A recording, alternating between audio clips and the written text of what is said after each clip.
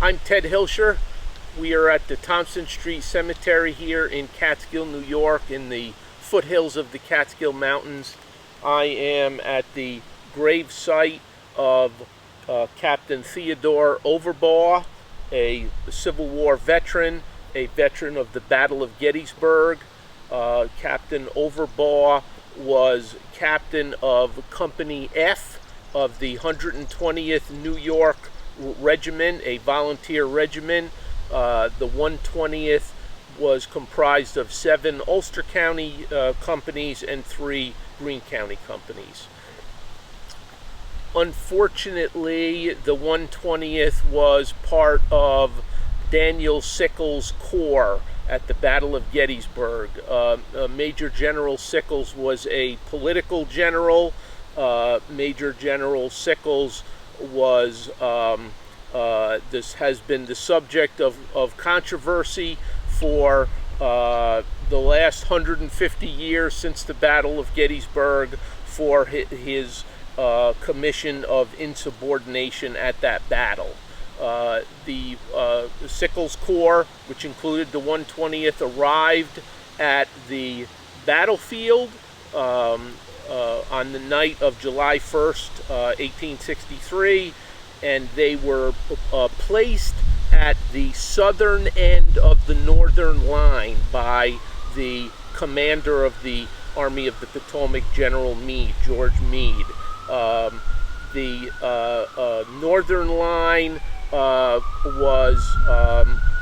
ran along Cemetery Ridge, south of the town of Gettysburg, directly parallel to the west of Cemetery Ridge is Emmitsburg Road. Emmitsburg Road runs south of the town of Gettysburg, and parallel to that and further to the west was the Confederate line.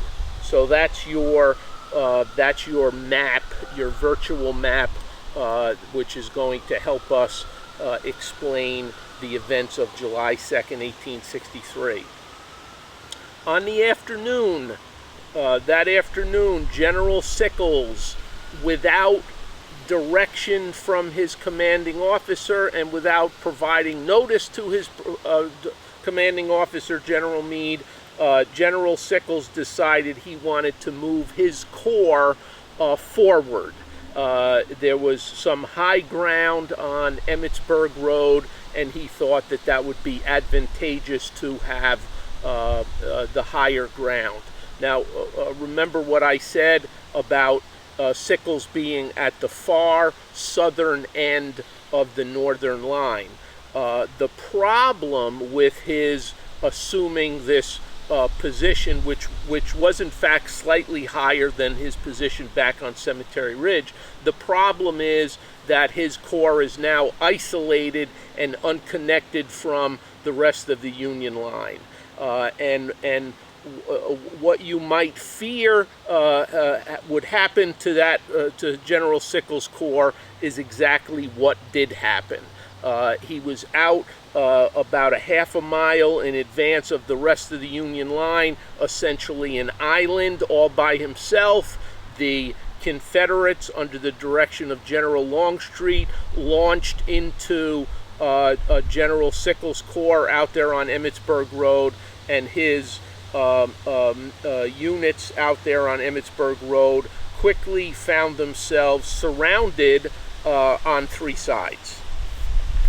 We have a letter from one of the soldiers that afternoon, Essex Wilbur. Essex Wilbur was a private from Gayhead in Greene County, and after the battle, Essex Wilbur wrote back to his parents, and he says, "They had a crossfire on us, and they were pouring in from 3 different ways.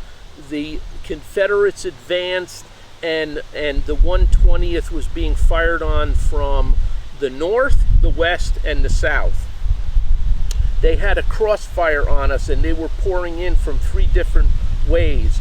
The way the shells flew wasn't slow, and the musket balls were thicker than any hail I ever saw." The 120th and the rest of that division found themselves in a terrible position. They were directed by their division commander, General Humphreys, to engage in a fighting retreat. A fighting retreat is the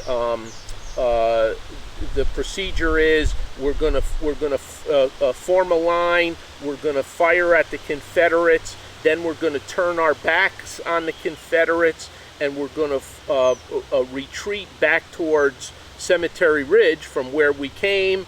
We're going to be walking and reloading as we walk.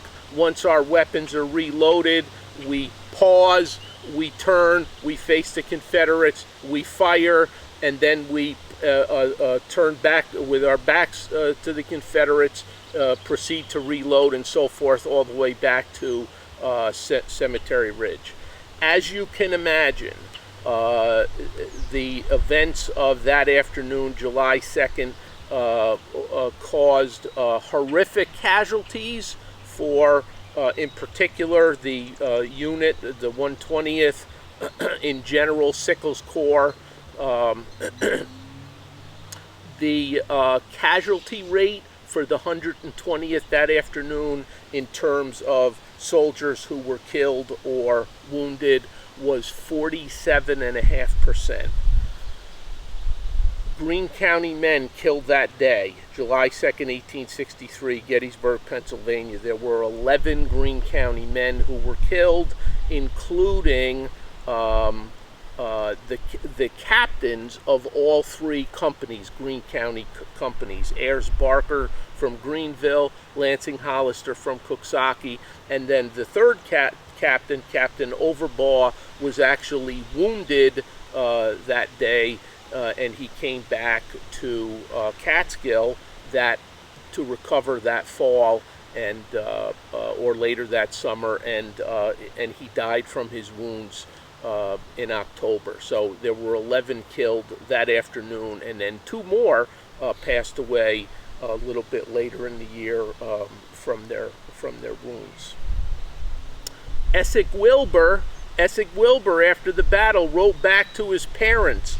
His parents were, I'm sure, horrified. They were very happy to get his letter, but they were horrified to learn at that battle, Essex Wilbur had a bullet that went through his hat.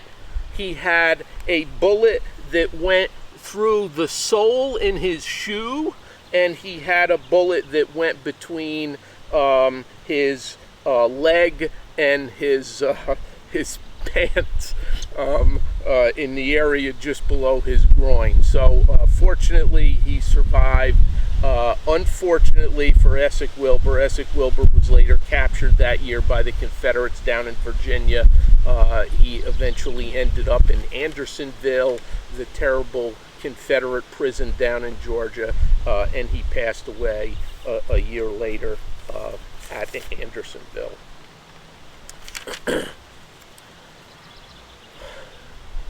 The Civil War was the central event in American history. Everything that happened in American history prior to the Civil War in some way led up to the Civil War, and certainly everything that has happened since flowed out of the Civil War. You can make a good argument that the pivotal moment of the Civil War was that afternoon at Gettysburg, Pennsylvania, July 2nd, 1863. Meade was able, I didn't tell you what happened, eventually Meade was able to patch the Union line back together. Sickles' Corps, whatever was left of Sickles' Corps, eventually made it back to the Cemetery Ridge where they had started that morning. Meade was able to patch the thing together, and then of course the following day the Union line withstood Pickett's charge, the last Confederate offensive of the Gettysburg campaign, and Robert E. Lee went back to Virginia, started to head back to Virginia on July 4th, 1863. So we are here today remembering some of the men from Greene County, honoring some of the men from Greene County who, as President Lincoln said later that year at his Gettysburg address, when they were gathering to dedicate the National Cemetery, and as Lincoln said that afternoon, we are here to honor those who gave their lives that the nation might live.